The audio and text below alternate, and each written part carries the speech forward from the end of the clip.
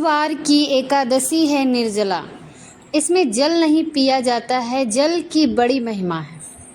आपके आपके भले के लिए बता रही हूँ, इसीलिए इसे आप बहुत ध्यान से सुनिए। ज्येष्ठ मास की शुक्ल पक्ष की एकादशी को निर्जला कहते हैं। और यहाँ पद्म पुराण में वर्णन है कि जब मिथुन राशि पर सूर्य भगवान स्थित हो या वृष राशि पर सूर्य भगवान स्थित हो, उस समय शुक्ल पक्ष की एकादशी को निर्जला कहते हैं। तो जब 5 पांडवों को वनवास के काल में भगवान श्री कृष्ण एकादशी की महिमा बता रहे थे कि 12 महीनों में 24 एकादशी आती है और 3 वर्ष के बाद एक अलग से महीना पड़ता है, जिसको आप लन मास, पुरुषोत्तम मास, मल मास कहते हैं। उसकी 2 एकादशी इस प्रकार के 26 एकादशी अगर युधिष्ठिर तुम कर लेते हो तो तुम्हें इस दुख से निवृत्ति हो जाएगी और तुम्हारा यश फैले। तुम्हारे जीवन में जो भी पाप घटित हुआ है वो सब नष्ट हो जाएंगे।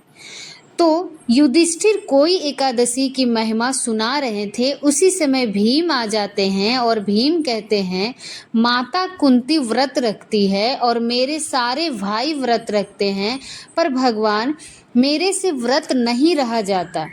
व्यास जी, ऐसा भीम ने आकर कहा तो भीम को देखकर व्यास जी कहने लगे, व्रत तो रहना पड़ेगा।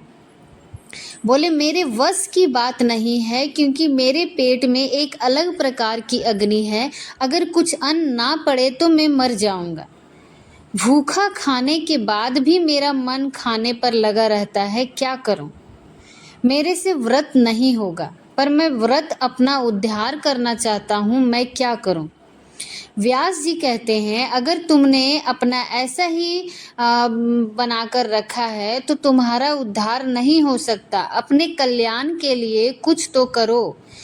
बोलो, मैं एकादशी नहीं रख सकता, कुछ ऐसा उपाय बताइए। जो कहा, अगले शुक्ल पक्ष की यानी ज्येष्ठ मास के शुक्ल पक्ष की एकादशी निर्जला है। इस निर्जला एकादशी में यदि कोई बिना जल सूर्योदय से लेकर अगले सूर्योदय तक 24 घंटे बिना जल के रह जाए तो उसे 24 एकादशियों का फल एक साथ प्राप्त होता है। यानी 12 महीनों की 24 एकादशी अगर आप निर्जला एकादशी में फलाहार कर लेते हैं, जल भी ग्रहण कर लेते हैं, तो ऐसा नहीं है कि वह व्रत लगेगा। एकादशी आपको एकादशी का पुण्य निर्जला तो मिलेगा ही, लेकिन 24 एकादशी नहीं मिलने वाला, क्योंकि उसमें तपस्या नहीं हुई।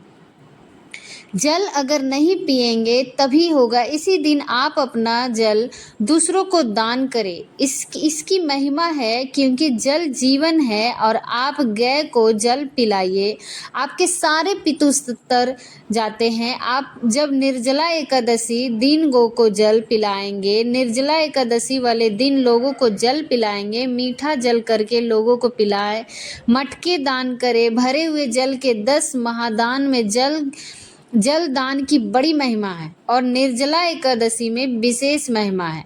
तो क्या विशेष वर्णन कहा है? आप हो सके तो इस निर्जला एकादशी में एक निर्जला एकादशी पड़ रही है इस बार 18 तारीख की उदय तिथि में, इसीलिए नहीं तो महाराज आप 17 तारीख की करते।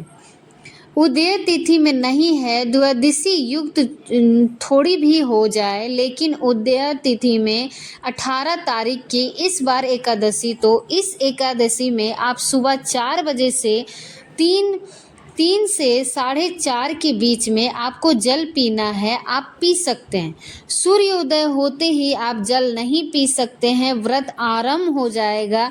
तो आजकल आप देखो 5 बजे सूर्य महाराज अरुणोदय हो जाता है, तो 4:30 और